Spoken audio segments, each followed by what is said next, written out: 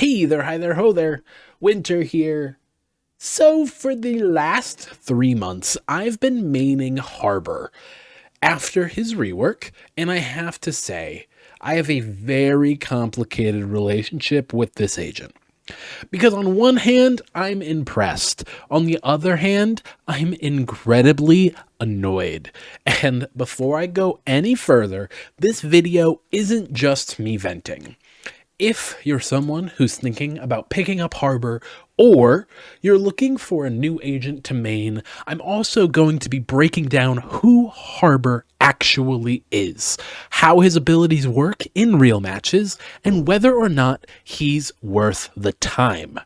So this is part review, part guide, part should you even bother, with a little bit of story time in the middle. If you've watched my other videos, you know I've recently dropped Yoru, and that one actually hurt.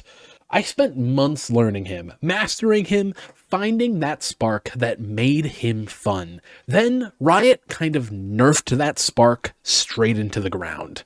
I get why they did it. Competitive balance, high rank play, not letting Yoru dominate the meta. There's a problem with that though. I'm not in those ranks. So suddenly the agent I loved just wasn't fun anymore. The day before Harbor's rework came out, I decided I should pick him back up. Harbor was actually the first controller I ever learned when starting Valorant. And once that rework dropped, I figured, alright, let's see if this can be my new main. 3 months later, this is where I landed. Just so we're clear, I'm not a pro, I'm not Radiant, I'm just someone who plays a lot of Valorant, enjoys learning new agents, and actually uses those abilities in real matches. So this is a practical take, not a tier list, not theory crafting, just experience. With that out of the way, time to get on with the abilities. Let's start with Cove. Cove is a dome smoke, and when you press it again, it gains a shield. But here's the important part. Once that shield breaks, the smoke ends immediately. It doesn't matter how much time it had left. Think of it like an enhanced omen smoke, and I found there are basically 3 real ways to use it. First, the obvious one, just as a smoke. It blocks vision, it's reliable, it does its job. Second, this is where Harbor gets fun. Shotguns. Shorties, Buckies, Judges. It genuinely does not matter. Clove turns Harbor into an absolute menace with shotguns, especially on defense or tight choke points. He also works fantastically on attack with shotguns. Third is probably my favorite. Shield peeking. If you stand halfway in the smoke and peek out, the shield will take most of the body shots while you're still able to shoot back. You can still get headshot, so don't get too confident, but it lets you take fights you normally shouldn't win. This ability alone is why Harbor feels so different from other controllers. Next up is High Tide, his wall. This ability hasn't changed much, but here's the one thing I don't see enough people talking about. Aim higher. The higher you aim, the slower your wall moves. You lose distance, yes, but you gain a bunch of control.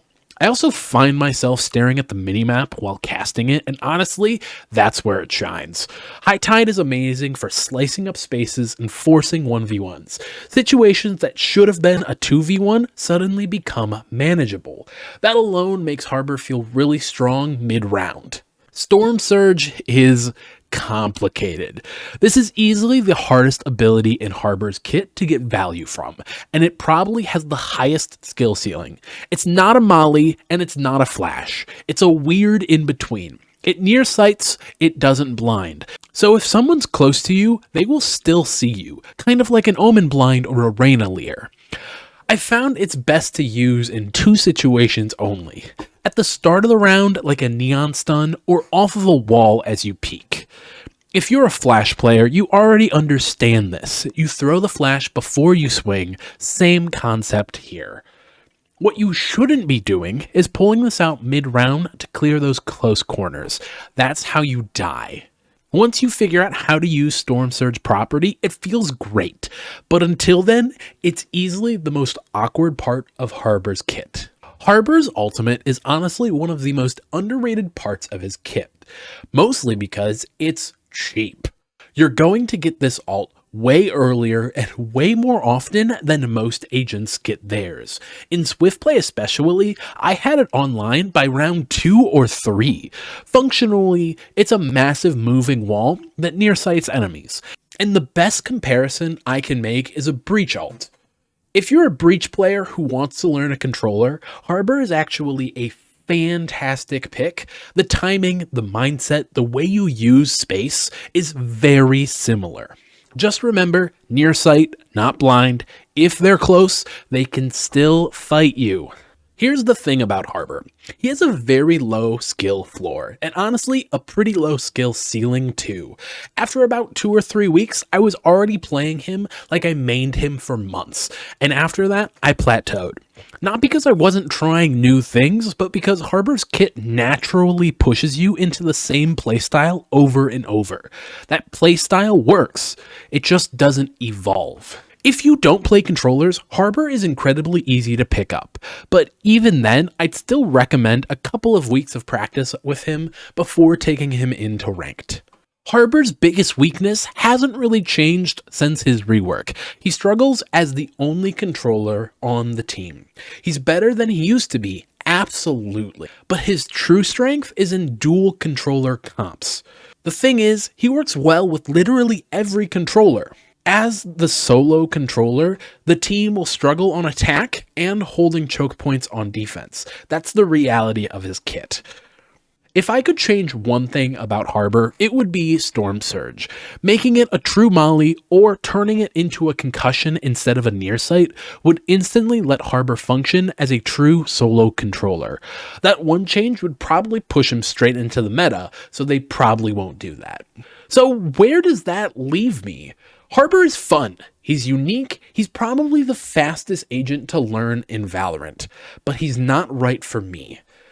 I don't want to get comfortable with one agent, I want to keep expanding. So, the search continues. Right now, I'm leaning towards a Sentinel, but who knows, maybe I'll end up back on a Duelist. Thanks for watching. This has been Winter and my take on Harbor as an agent in Valorant. And honestly, while he's not the best agent, he definitely is not the worst agent. He works very well in what he does, but what he does is not very expansive. If you're looking for somebody who you can master and truly master and become really good at playing one agent, Harbor is probably one of the agents for you. Thanks for watching. Hope you've all enjoyed. This has been Winter, your friendly neighborhood Kieran, signing off.